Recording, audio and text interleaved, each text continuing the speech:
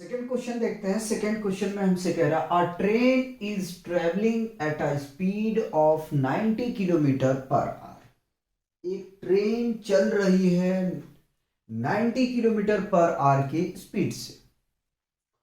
Break are applied so as to produce a uniform acceleration of minus 0.5 metre per second. Train में जो है वो break apply किया जाता है ताकि 0.5 मीटर पर सेकेंड स्क्वायर की एक्सेलरेशन प्रोड्यूस हो। Find how far the train will go before it is about to rest. तो हमें ये बताना है कि कितने दूरी जाने के बाद में वो ट्रेन रुके। ठीक है, क्या कह रहा है कि एक ट्रेन है जो 90 किलोमीटर पर आवर की स्पीड से चल रही है। ट्रेन में ब्रेक अप्लाई किया जाता है ताकि यूनिफॉर्म एक्सेलरेशन जो है वो -0.5 मीटर पर सेकेंड स्क्वायर हो जाए। तो ये बताइए कि कितनी दूरी जाने के बाद ट्रेन रुकेगी। ठीक है, आइए जरा से मान लेते हैं डिस्टेंस नहीं पता है। ठीक है, ट्रेन एक यूनिफॉर्म स्पीड नहीं कहेंगे यार, ना यूनिफॉर्म एक्सेलरेशन कहेंगे।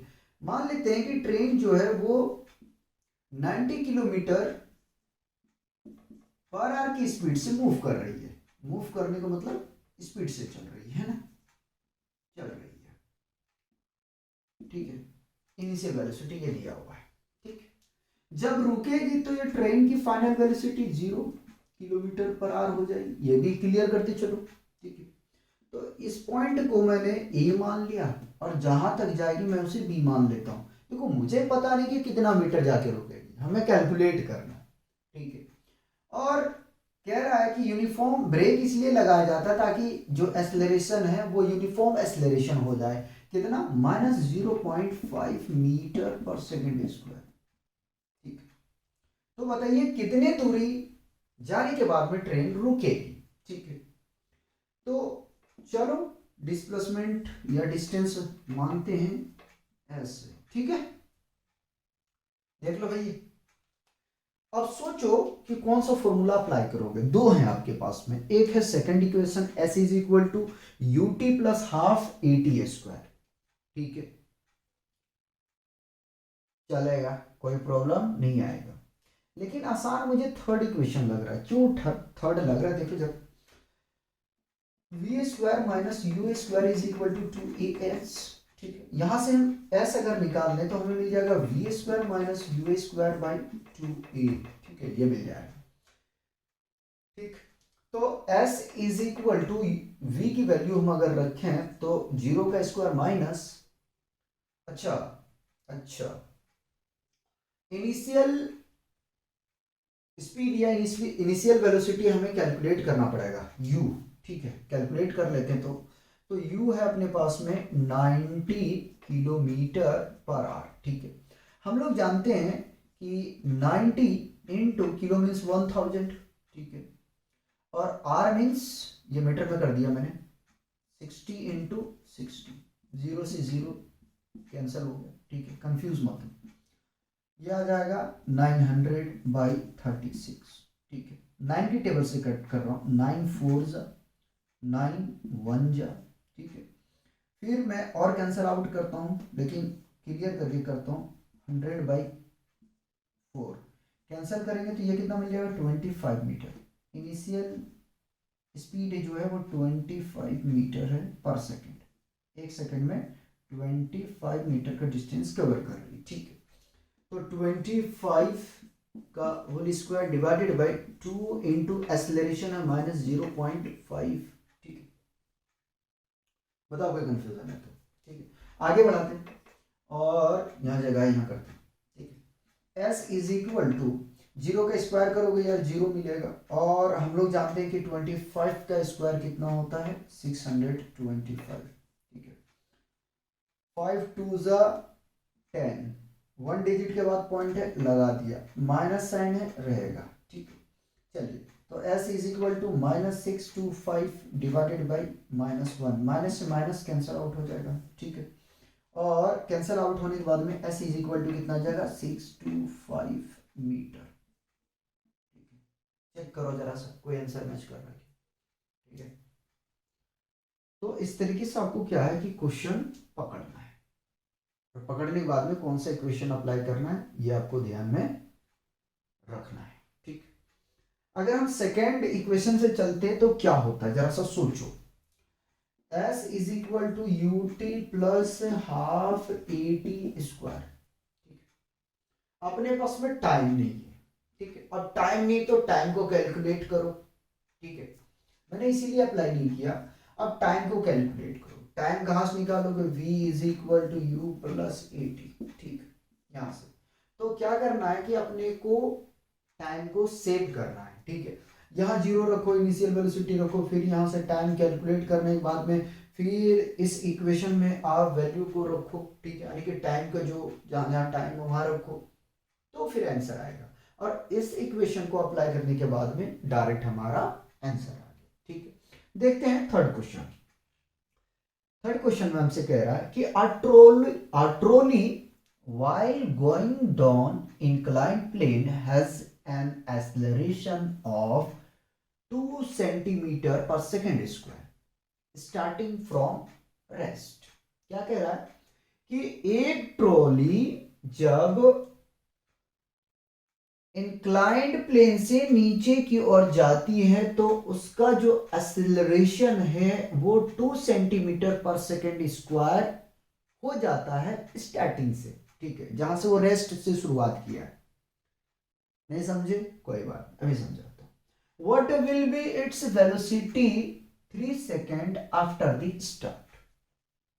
तो 3 सेकेंड के बाद में बताओ क्या उसकी वेलोसिटी होगी जहां से वो स्टार्ट हुआ। समझो, बनाते हैं कि एक इंक्लाइंड प्लेन, ठीक, इधर बनाते, थोड़ा अपने जगह को बचाना पड़ेगा। ये है इंक्लाइंड प्लेन, ज्यादा मैंने इसको इंक्लाइन कर दिया, ठीक है। देखो ये है इंक्लाइंड प्लेन, ठीक। समझो समझो कि यहां से ट्रॉली है, ठीक है, ये ट्रॉली है आपका, ये ट्रॉली, और ये जब डाउनवर्ड डायरेक्शन में मूव कर रही है, जब डाउनवर्ड डायरेक्शन में जा रही है, तो उसका जो एक्सेलरेशन है वो आपके पास में गिवन है 2 सेंटीमीटर पर सेकेंड स्क्वायर से, ठीक है। आगे में कह रहा है तो क्या इसका वेलोसिटी होगा 3 सेकेंड के बाद से जहां से ये स्टार्ट हुई है, ठीक। तो क्या कह रहे हैं क्वेश्चन में कि एक ट्रॉली जब नीचे की तरफ मूव करती है किसी इंक्लाइंड प्लेन पे, तो जो उसका एक्सेलरेशन है वो 2 सेंटीमीटर पर सेकेंड स्क्वायर है, ठीक है, या हो जाता है, ठीक। तो 3 सेकेंड के बाद में बताओ कि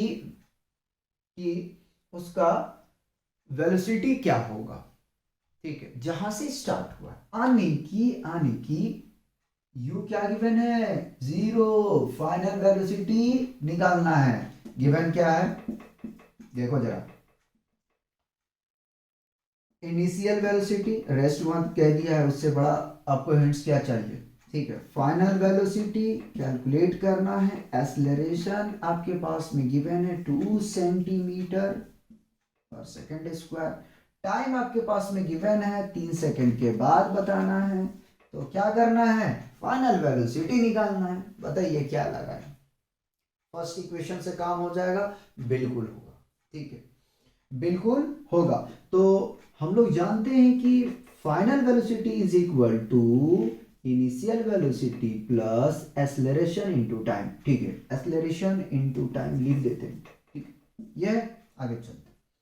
final velocity is equal to initial क्या है 0 है, ठीक है, एक्सेलरेशन कितना है +2 इनटू टाइम कितना है 3, तो फाइनल वेलोसिटी कितना जाएगा 0 + 2 3 6, ऐड करो जरा सा, और ये सेंटीमीटर पर सेकंड में है क्योंकि आंसर सेंटीमीटर में ही गिवन है, अगर मीटर में होता तो मीटर में जाना पड़ता। तो v इज इक्वल टू कितना आ जाएगा 6 सेंटीमीटर पर सेकेंड। बताओ इस क्वेश्चन को करने में 10 से 15 सेकेंड आप लगाओगे, इससे ज्यादा नहीं लोगे, इतना मैं उम्मीद कर सकता हूँ, ठीक है। तो इस तरीके से ऑप्शन अपना ठीक, सी ठीक है, ठीक है, ठीक नहीं, सी ठीक है।